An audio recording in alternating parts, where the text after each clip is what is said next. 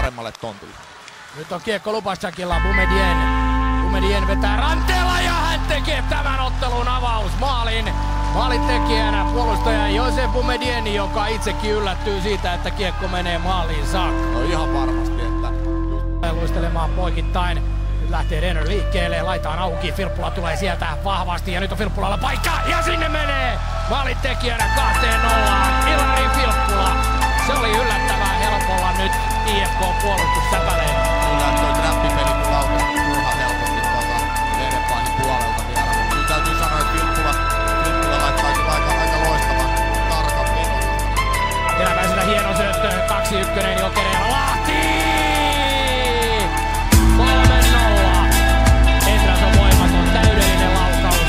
Janne Lahden 13 ottelun kuiva kausi päättyy oivalliseen hetkeen. Aika hieno lausumalla vielä, aivan täydellinen lämäri noin läheltä, terävää hienoa.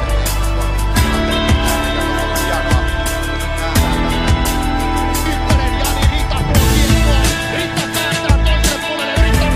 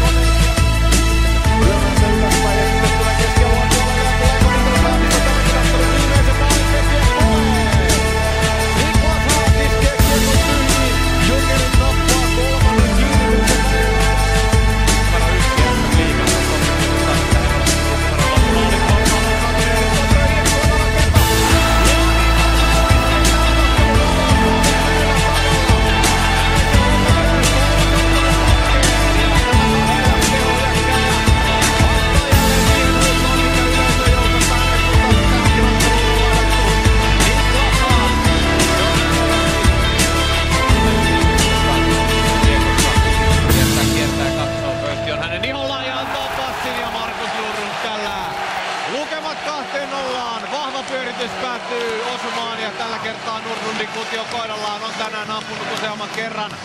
Ja IFK joutuu 2 maalin takaa jo asemiin. Benistadiolle ja Markus Nordlund tällä pudotuspeliuransa 6. maalin. Viimeiset sekunnit kuluvat. Jokerit tuulettaa ja jatkaa pelejään. IFK:n pelit tämän kauden osalta on pelattu. Sadat ja ehkä jopa 1000 rantapallot valtaavat Hartwall Areenan. Ja Helsingin herruus tänä keväänä on Jokereiden. Erkka Westerlund, Tomi Lämsä, Antta Virta ja ketä siellä onkaan. Markus Kettereiden kumppanit juhlivat siellä ja täällä juhlivat sitten illan soturit. 4 ottelua riittää tämän kevään Helsingin derbyssä paremmuuden ratkaisemaan. Petri Matikainen lähtee vielä siellä sitten Westerlundia ja kumppaneita onnittelemaan rehdisti. Äärimmäisen komea suoritus Jokereilta. 4 ottelua. Kertaakaan paketti ei hajonnut missään mielessä. Kokoonpano säilyi alusta loppuun täydellisesti samanlaisena. Ja täytyy sanoa, että kun ottelut jatkuvat siellä sitten ystävykset Ruutu ja Kuhtakin antavat halaukset toisilleen pikaisesti, niin kyllä täytyy sanoa, että se ketä Jokerille vastaan välierissä tuleekin on kova tehtävän edessä. Sen verran hyvässä boostissa juuri tällä hetkellä on Narri Lauma. Siinä näkyy vielä, kyllähän yksi torjunta kirjattiin sitten Sendrasillekin tässä päätöserässä, mutta John Martinen soi täällä Hartwall Areenassa ja homma on sitä myöten paketoitu.